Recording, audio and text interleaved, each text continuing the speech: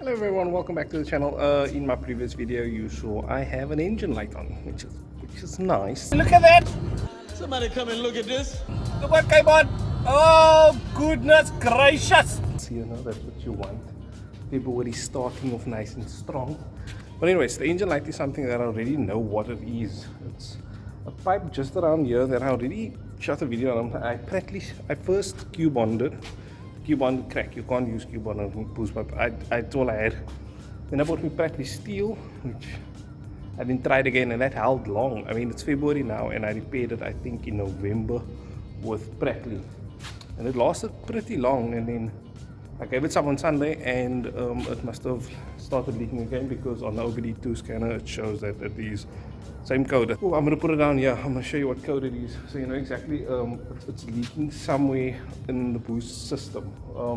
What I at least know is I know exactly where the leak is. So I'm gonna take that pipe out now and replace it with this. This is actually a turbo pipe. If I can do it correctly, it will permanently fix that problem. This pipe was quite expensive actually. It was like 150 rand at Janjira, actually really close to me, so I just went there to them. This is going to be a problem though, because I know already for a fact the inner diameter is just a tad too big, like a tad too big. So let's hope the clamps can clamp down on this. Also it's too long, so I'm gonna have to definitely take off the ends, but I first want to see if it can go over the pipe and clamp close all the way. So what you need to do is obviously remove this pipe here, which is the intake for the air filter, and then here's the pipe. That's the issue. The issue is actually down there. It's that pipe there that the two clamps are holding. So you want to get this off the front of the supercharger, which is that clamp. That two nuts you want to get all the way out. I think it's Torx. I'm not 100% sure the size, but yeah. And then two clamps right over there. That two clamps that you want to loosen both, because you need to get off the bottom pipe coming from the bottom of the intercooler. You want that one off, and this one will make this come forward. That two nuts holds it down.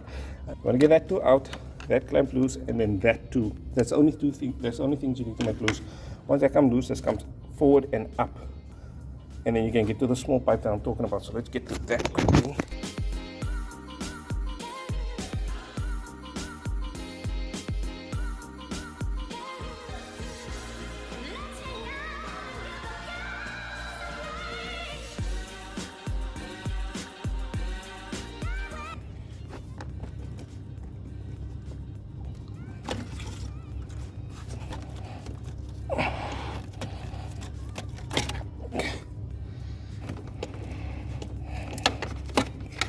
Go. And he still did not hold up.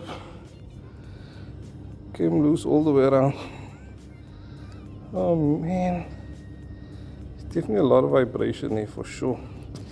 Okay, so now there's the other problem I'm sitting with. Pipe is too small, too long. That's what she said. Ha! See? Fully extend the clamps.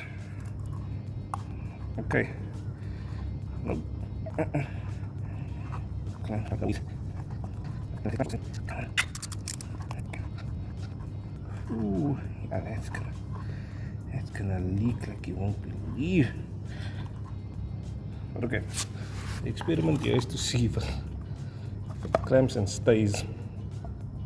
I think we can go a little bit. So I'm going to try and tighten it and see if it holds. Oh, yeah. You can hear it starting to. Okay, you know what? It is clamping tight, and I can't pull it off, which is brilliant. I have to cut this shorter because this plastic over there can't go any further down. So the gap has to be exact. So yeah, I'm gonna have to cut this shorter.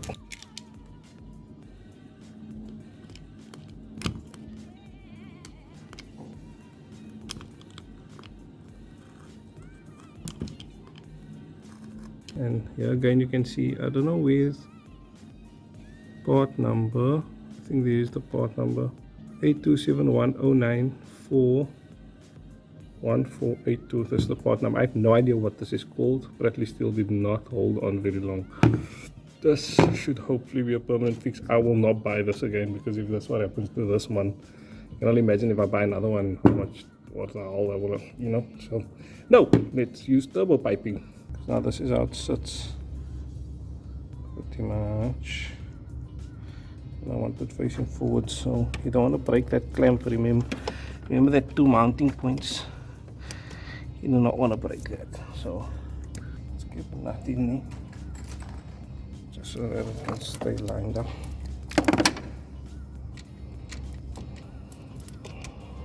Okay, I dropped that one down there into the abyss, and I can't even find it. And this other one. Okay, so I have my OBD2 plugged in. I need to put the Bluetooth on.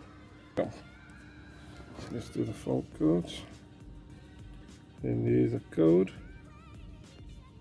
Okay, so it's P2263 powertrain turbo supercharger boost performance.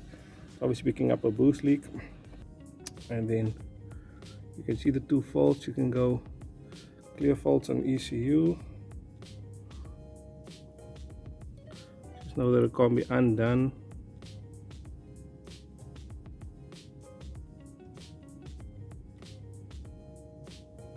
Clearing the faults. Okay, so now there's no more faults. Let's go back out here, because I can actually have a boost leak vacuum. Okay, we're seeing the vacuum now. I'm gonna cycle it to go off.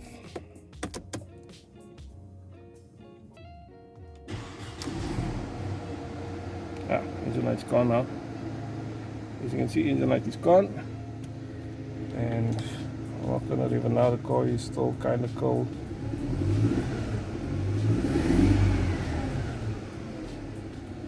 Okay, now with the engine having some temperature, let's go give it a try. With the boost leak, I was only getting 5 psi, maybe 4 psi. So let's go feel it now.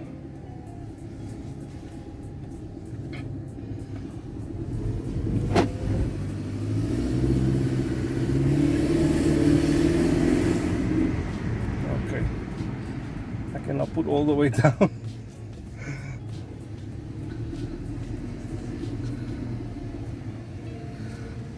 To look in front of me. Will it both boost while I'm standing still?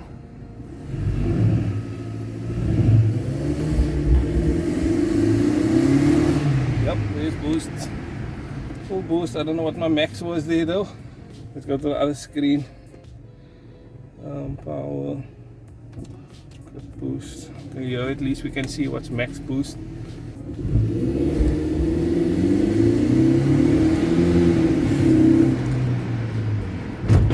Okay, it's making full boost now. Okay, so there you have it. I fixed it using that pipe, and I have full boost. I believe 12 psi, which is how much I think this car should be pushing. It doesn't want to go over 13 psi. It hasn't gone over 13 psi. So I don't know how much they're using bar. I think that's, I don't know, someone correct me, I think 0.7 bar or something. It's not 1 bar. I don't think so. But now it's doing like burnouts and stuff. Yes, until the nanny kicks in, but it's pulling away like super strong now.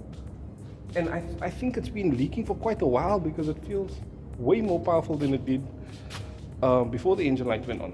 So I think it's leaking for quite a bit. So yeah, guys, just take that piece of plastic crap out, go buy one of that pipes, and then cut it like I did now, and then put it on. It works perfectly fine, so long you don't lose a nut like I did. I'm gonna have to fish that nut out somewhere down there. Maybe take one of the panels off, but that's it. Thank you for watching. Please like, subscribe down below for more of these Mercedes-Benz how-tos, because there's constantly a lot of common problems with this car, that plastic pipe being one of them. Like I said, I was at the Mercedes-Benz mechanic guy, and he told me, hey, there's a common problem, just replace it with a W204, which is a rubber pipe. I was like, fuck it, I'm gonna put a turbo pipe on there, because it looks cool, you know, just a touch of like turbo parts. I got turbo parts on my car. But yeah, I'm out. See you guys in the next video. Cheers, thanks for watching.